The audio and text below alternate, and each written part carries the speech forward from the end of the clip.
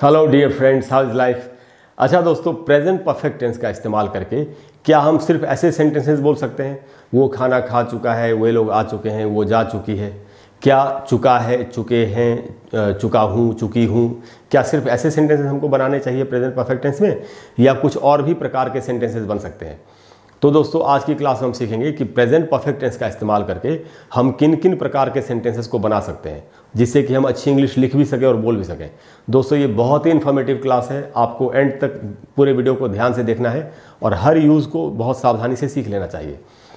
तो दोस्तों आज की क्लास में हम सीखेंगे sentences of the present perfect tense, कि प्रेजेंट परफेक्ट टेंस का इस्तेमाल करके हम किस किस प्रकार के सेंटेंस को बना सकते हैं। अच्छा दोस्तों, जब भी हम किसी टेंस को सीखते हैं तो हमको सबसे पहले उसका स्ट्रक्चर सीखना चाहिए कि उस सेंटेंस का स्ट्रक्चर क्या है, कंस्ट्रक्शन क्या है, कि उस टेंस को कैसे यूज़ करके हम अपने सेंटेंसेस बना सकते हैं। तो जो दोस्तों बेसिक स्ट्रक्चर है प्रेजेंट परफेक्ट टेंस का, वो है सब्जेक्ट प्लस हैव और has plus V3 plus object. जैसा सब्जेक्ट है उसके साथ हैव या हैज़ का इस्तेमाल करेंगे, ही शी इट के साथ हैज़ का इस्तेमाल होता है, बाकी आई वी यू दे इनके साथ हैव का इस्तेमाल होता है। V3 का मतलब है वर्ब की third form. Present perfect tense में, एक्चुअली किसी भी परफेक्ट टेंस में सिर्फ और सिर्फ वर्ब की थर्ड फॉर्म का इस्तेमाल होता है, प्लस ऑब्जेक्ट है। दोस्तों जो पहला एग्जाम्पल है वो मैंने वही लिखा है जो जैसे सेंटेंसेस हम अक्सर यूज़ करते हैं। जैसे कोई बता रहा है अपने बारे में, I have seen this film, मैं ये फिल्म देख चुका हूँ। मैं ये फिल्म देख चुका हूँ यानी चुका हूँ, चूँकि ये प्रेजेंट में ये कोई काम पूरा हो चुका है उसको हम बता रहे हैं, I have seen this film. कोई खाना खा चुका है तो वो कहेगा आई हैव ईटन फूड। वे लोग जा चुके हैं, दे हैव लेफ्ट। वो आ चुकी है, शी हैज़ अराइव्ड। ये नॉर्मल सेंटेंसेस है। तो ऐसे ही हम इनको ज़्यादातर यूज़ करते हैं। अब हम सीखेंगे दोस्तों दूसरे प्रकार के सेंटेंसेस जिनको हम प्रेजेंट परफेक्ट टेंस का इस्तेमाल करके सीख सकते हैं, और अब आपको थोड़ा सा और भी ज़्यादा ध्यान से समझने की ज़रूरत है। तो दोस्तों दूसरा जो एग्जाम्पल है वो है शी हैज़ जस्ट अराइव्ड, वो बस अभी अभी पहुँची है। इसमें क्या है दोस्तों सीखने के लिए, इसमें मैंने जस्ट वर्ड का इस्तेमाल किया है। तो इसमें क्या सीखने वाली बात है कि अगर रिसेंट पास्ट में, बिल्कुल अभी थोड़ी देर पहले अगर कोई काम खत्म हुआ है तो उसको बताने के लिए हमको प्रेजेंट परफेक्ट टेंस का इस्तेमाल करना चाहिए और हमको सेंटेंस में जस्ट का इस्तेमाल करना चाहिए।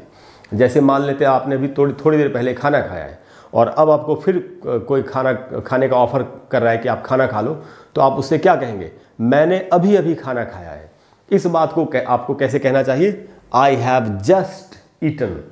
यानी कोई भी काम जो थोड़ी देर पहले पूरा हुआ हो उसको आप प्रेजेंट परफेक्ट टेंस में कहेंगे और सेंटेंस में जस्ट का इस्तेमाल करेंगे। वे लोग अभी अभी गए हैं, दे हैव जस्ट लेफ्ट। वो बस अभी अभी आई है, शी हैज़ जस्ट अराइव्ड। तो आप समझ गए। तो एक यूज़ ये है प्रेजेंट परफेक्ट टेंस का जो हमको ज़रूर सीखना चाहिए। उसके बाद है दोस्तों दूसरा सेंटेंस, इसको भी ध्यान से समझेंगे। ये सेंटेंस है दोस्तों, Rahul has been to Mumbai. Rahul Mumbai जा चुका है। अच्छा दोस्तों, इस सेंटेंस से क्या सेंस बनता है? कई बार आपसे दोस्तों ने पूछा होगा, यार तुम कभी फ्रांस गए हो? तो अगर आप गए थे कभी फ्रांस तो आप कहेंगे हाँ हाँ मैं तो जा चुका हूँ, बड़ी अच्छी जगह है, अब मौका मिलेगा तो मैं फिर जाऊँगा। यानी ये पास्ट में आप कहीं से होके आए, कहीं आप गए थे, वहाँ से घूम फिर के आ गए। ऐसी बातों को जब बताना हो या पूछना हो तो सेंटेंस में गॉन नहीं, बीन का इस्तेमाल होगा।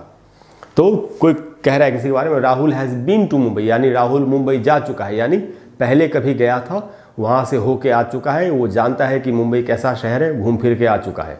ये सेंस है। यही क्वेश्चन होता तो आप पूछते किसी से, क्या तुम कभी मुंबई गए हो, have you been to Mumbai या have you ever been to Mumbai. इसमें गॉन का इस्तेमाल नहीं होगा। अच्छा दोस्तों, उसके तुरंत बाद मैंने दूसरा सेंटेंस लिखा, Rahul has gone to Mumbai. इसका क्या मीनिंग है? इसमें तो गॉन का इस्तेमाल हुआ, इसमें बीन का इस्तेमाल हुआ था जो बी का थर्ड फॉर्म था। गॉन का यहाँ क्या मीनिंग है? तो इस सेंटेंस का मीनिंग है दोस्तों कि राहुल अभी मुंबई गया हुआ है। मान लेते हैं राहुल आपका फ्रेंड है और आपको नहीं पता कि अभी वो शहर में है कि कहीं बाहर गया है। आपने उसके घर पे फ़ोन किया कि मुझे राहुल से बात करनी है। घर के लोग बता रहे हैं कि अभी तो राहुल से बात नहीं हो सकती, राहुल मुंबई गया हुआ है, जब वापस आएगा तो आपकी बात हो जाएगी। तो आपसे कहेंगे Rahul has gone to Mumbai. क्या फ़र्क है दोस्तों, Rahul has been to Mumbai यानी राहुल कभी पहले मुंबई गया था, घूम फिर के आ चुका है, वो जानता है मुंबई कैसा शहर। यहाँ बताया Rahul has gone to Mumbai यानी राहुल इन दिनों आजकल मुंबई में है, अभी वो मुंबई गया हुआ है। आप समझ गए। तो आगे से जब भी इस दोनों सेंटेंसेस इस प्रकार से बोलने हो तो आपको इनको ऐसे ही बोलना है जैसे मैंने आपको बताया। उसके बाद है दोस्तों, he has not eaten anything since morning. उसने सुबह से कुछ भी नहीं खाया है। अब ये सेंटेंस है जो है दोस्तों, इसमें सिंस का इस्तेमाल हुआ। सिंस का इस्तेमाल कब करना चाहिए? Since and for. सिंस का इस्तेमाल होता है दोस्तों जब भी किसी काम के स्टार्टिंग पॉइंट को आप बता रहे हैं तो आपको वहाँ पर सिंस का इस्तेमाल करना चाहिए। और अगर आप पूरी अवधि, पूरा पीरियड जोड़ के बता रहे हैं तो आपको फॉर का इस्तेमाल करना चाहिए। जैसे अगर आप म्यूज़िक सीख रहे हैं पिछले 2 साल से, अभी 2020 है, 2018 से अगर आप म्यूज़िक सीख रहे हैं तो आपकी इस बात को 2 तरीके से बता सकते हैं। पहला तरीका, मैं 2018 से म्यूज़िक सीख रहा हूँ, तो आपने स्टार्टिंग पॉइंट बताया जब आपने शुरू किया था सीखना। दूसरा तरीका है, मैं 2 साल से म्यूज़िक सीख रहा हूँ। अब आपने क्या किया, 2018 से 2020 तक जितने साल हुए तो जोड़ के बता रहे हैं। तो अगर स्टार्टिंग पॉइंट बताएंगे, इंग्लिश में बताना हो, आप बोलेंगे I have been learning music since 2018। अगर पीरियड बताना है, I have been learning music for 2 years, ऐसे बोलेंगे। तो स्टार्टिंग पॉइंट के लिए सिंस लगता है। मैं आपको क्या बताना चाहता हूं दोस्तों कि ये जो सेंटेंस है, he has not eaten anything since morning, इसी बात को आप प्रेजेंट परफेक्ट कंटिन्यूअस में भी बोल सकते हैं। लेकिन हिंदी में वो कैसे होगा? वो सुबह से कुछ भी नहीं खा रहा है। कुछ भी नहीं खा रहा है यानी कुछ भी खाता हुआ नहीं आ रहा है। हिंदी में बोलते हैं वो कुछ भी नहीं खा रहा है, तो इस बात को बोलेंगे he has not been eating anything since morning. लेकिन इसी बात को आप प्रेजेंट परफेक्ट में भी बोल सकते हैं। ये मैं आपको बताने की कोशिश कर रहा हूँ। हिंदी में कैसे होगा? उसने सुबह से कुछ भी नहीं खाया है। आपको हिंदी में सेंटेंस देखना चाहिए, उसके हिसाब से बोलना चाहिए। तो ये प्रेजेंट परफेक्ट टेंस में बन सकता है और प्रेजेंट परफेक्ट टेंस में भी सिंस एंड फॉर का इस्तेमाल हो सकता है। ये मैं आपसे कह रहा हूँ। अदरवाइज सिंस एंड फॉर का इस्तेमाल जितने भी परफेक्ट कंटिन्यूअस टेंसेज हैं, present perfect continuous, past perfect continuous, उनमें होता है ज़्यादा। लेकिन इस ऐसे सेंटेंस में हम इसमें भी प्रेजेंट परफेक्ट में भी कर लेंगे यूज सिंस एंड फॉर का। He has not eaten anything since morning, उसने सुबह से कुछ भी नहीं खाया है। आप बोल सकते हैं ना, मैंने उससे पिछले 2 साल से बात नहीं की है। I have not talked to him for last 2 years या फॉर पास्ट 2 years, वैसे।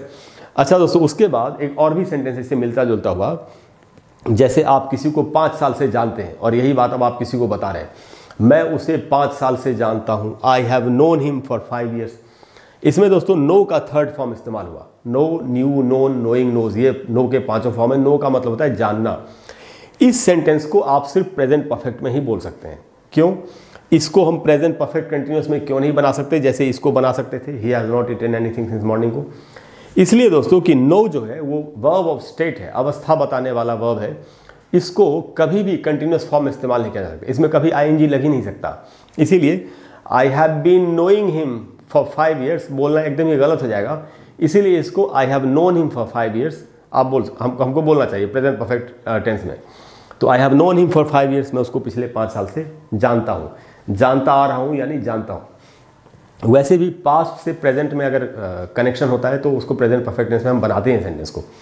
लास्ट सेंटेंस है दोस्तों, he has cut his finger, उसकी उंगली कट गई है या उसने अपनी उंगली काट ली है। ये सेंटेंस में दोस्तों एक हिडन चीज़ है, एक छुपी हुई बात है। आपको थोड़ा ध्यान से सुनना चाहिए मैं क्या कह रहा हूँ। अगर कोई ऐसा काम पास्ट में हुआ जिसका रिजल्ट, उस काम का परिणाम अभी वर्तमान में, प्रेजेंट में उस काम से भी ज़्यादा इंपॉर्टेंट हो गया हो, तो ऐसी बात को बताने के लिए भी प्रेजेंट परफेक्ट टेंस का इस्तेमाल करना चाहिए। आप समझे? मैं दोबारा से बताता हूँ। जैसे मान लेते हैं एक पेंसिल लेके कोई चाकू लेके पेंसिल को बना रहा है, उसकी नोक बना रहा है। तो चाकू कई बार या ब्लेड कई बार लग जाता है हमारी उंगली में ज़रा सा। अब ज़रा सा लग गया तो कोई बात नहीं, दिन जो हम काम करते हैं डेली लाइफ के, उनमें अक्सर हाथों में कुछ ना कुछ चोट वोट लगती रहती है। लेकिन दोस्तों हुआ क्या, थोड़ा सा लग गया, वो कोई बड़ी बात नहीं थी। लेकिन अगर खून निकलने लगा तो आदमी के शरीर में खून होता ही कम है, 4-5 लीटर खून होता है। अगर वो निकल जाए तो आदमी बचेगा नहीं। तो खून देखते ही हम सभी लोग घबरा जाते हैं और उसको बंद करते हैं, करना भी चाहिए। तो दोस्तों ज़रा सा लग गया, ये इंपॉर्टेंट बात नहीं थी, लेकिन उसका अब जो रिजल्ट है प्रेजेंट में खून निकल रहा है, तो ये डराने वाली बात है या डरने वाली बात है। तो ऐसी बातों को बताने के लिए जिनकी काम से भी ज़्यादा अगर उसका रिजल्ट प्रेजेंट में ज़्यादा इंपॉर्टेंट है, तो हमको ऐसी बात को बताने के लिए भी प्रेजेंट परफेक्ट टेंस का इस्तेमाल करना चाहिए। ये मैं आपसे कह रहा था, ये यूज़ है। तो he has cut his finger का मतलब क्या हुआ? अरे अरे उसकी उंगली कट गई, यानी अब तो खून निकल रहा है। Now it is bleeding profusely, बहुत ज़्यादा खून निकल रहा है तो उसको बचाना पड़ेगा। तो ऐसी बात को बताने के लिए भी हमको प्रेजेंट परफेक्ट टेंस का इस्तेमाल करना चाहिए। तो दोस्तों ये सारे यूजेस थे प्रेजेंट परफेक्ट टेंस के।